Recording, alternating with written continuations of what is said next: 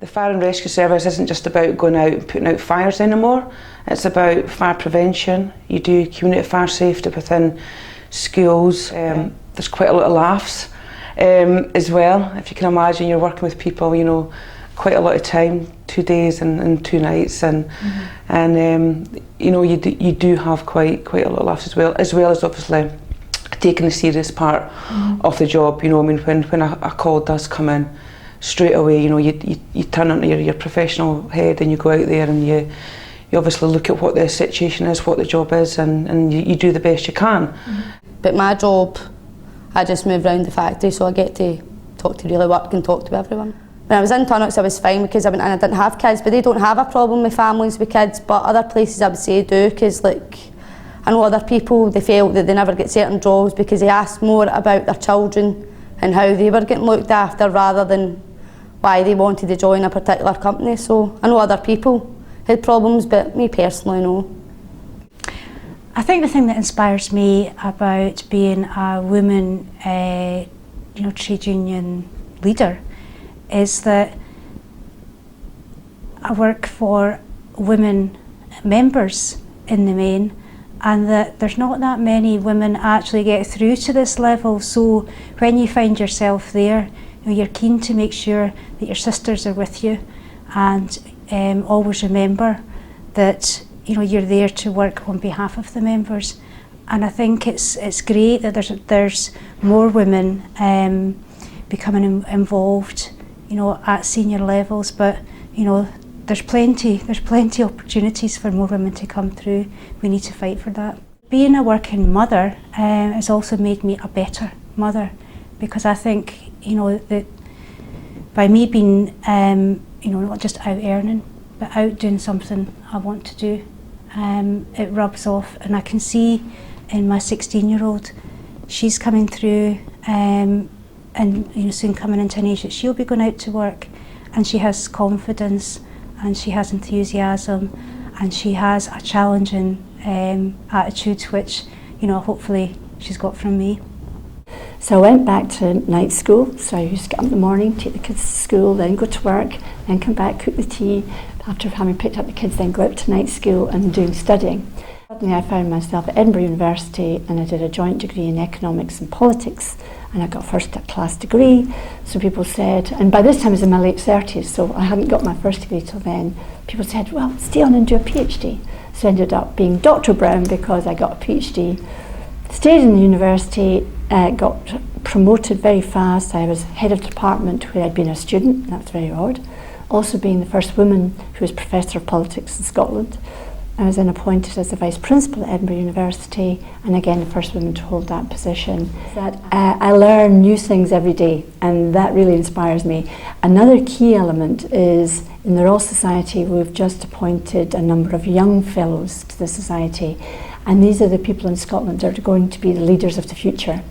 And I think it's inspiring doing work with them and hearing all their ideas and all those things that they want to do and want to achieve. Working people have a huge range of skills and knowledge, but they tend to have no formal accreditation for that because of the lack of formal training opportunities in the workplace. So what we seek to do is identify opportunities for people to accredit the skills and knowledge that they have, so they've got something on paper that they can, you know, say it makes them stand head and shoulders, I guess, above the rest of people when it comes to finding jobs or keeping jobs. What inspires me is the people I work alongside inspire me, because we all work in very different ways, and I've learned a lot from the people that I work with, not only in the learning department and other departments as well. Well, I've always went for jobs that were mainly targeted to women. Because I had my family young, I had my first child when I was 19, and when she was about 7 months old I had to go out and start working, so I picked jobs that would fit around my family life, and that's how I ended up working in catering. And I must admit it was a struggle, because financially I had to go out and work, but the guilt is overwhelming because you're leaving your baby and it's not even a year old. As I say, Chelsea, I had to leave her at 7 months to go out and work. And my daughter Demi, by the time I had my daughter Demi, my relationship with their father was over. So she was 3 months old when I had to go to work, and it affected me really badly, because on one hand I was trying to justify that I need to keep a roof over my children's heads, I need to provide certain things that for their needs growing up, nice clothes, a nice homely environment. Particularly as a working mother, there's a lot to focus on, a lot to juggle, and you have to learn to be swift of foot and be able to turn your attention very quickly from your constituency to your ministerial post to your family life. And with experience you learn to do that a bit better, but as all working mothers will tell you, you survive by the seat of your pants. Yeah. And actually we do women a disservice by pretending that it's all easy, and that you do it well all the time, because you don't, because there's no such thing as super women. My kids are grown up, and when they were young, I just worked part-time, and I worked like in a supermarkets, you know. But I waited till my kids were grown up, then I started full-time job. And taking one to nursery, dropping the other one at primary school and that. But I had help from my parents, you know, because childcare is expensive, far too expensive. You know, half of your wages go to childcare, so I had help from my parents, you know, my brothers and that. The staff I work with, and my patients, I love my patients. You know, I just love it. That's good. I just love my job.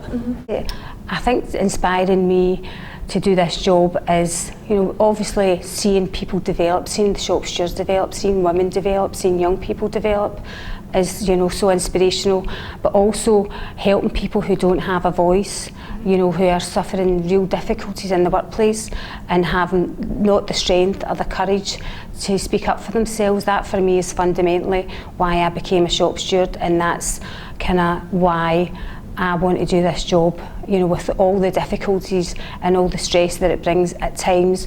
It's those small things, and that making a difference to that one person is really what inspires me. My mum passed away 3 years ago, and I was her main carer.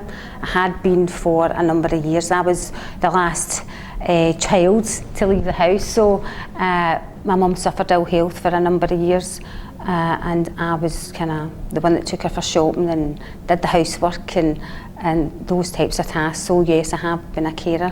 I started in 1993 as an apprentice electrician, worked on the tools, got my time out, and then I think it was 2002 I got the opportunity to come up here and actually teach school children, and then I've just progressed from there. I became the instructor in the electrical section, senior instructor, and then get promoted to training centre manager in 2006.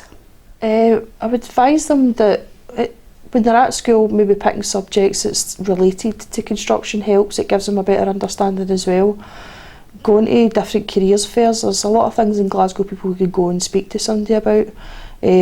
People come into schools as well and speak to them. Just getting out and telling them that it's not the place it used to be where it was dangerous and things. Health and safety is the highest it's ever been. Everything's very health and safety conscious.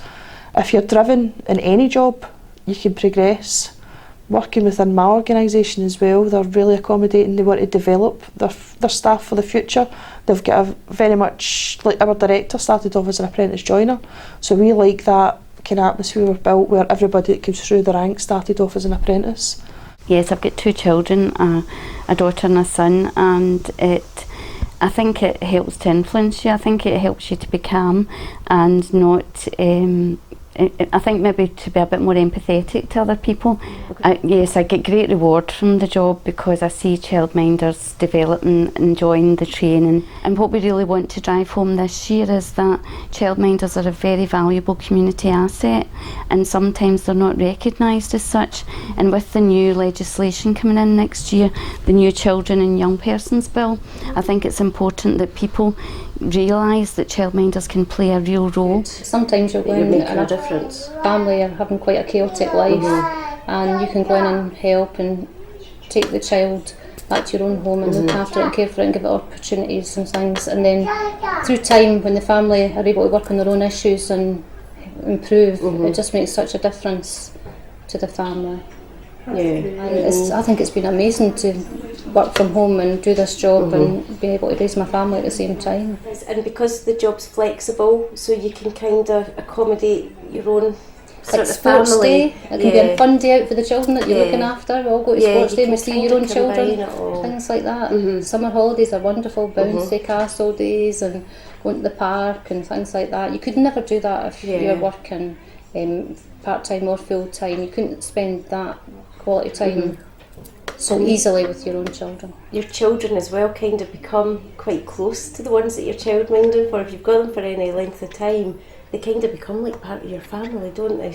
We're constantly pushing employers to do more, to be a bit more flexible, be a bit more amenable, and not to consider people with women particularly, although not exclusively, with caring responsibilities as a problem, but rather to think of them as a real asset to the organisation and a way of making the organisation better and more inclusive.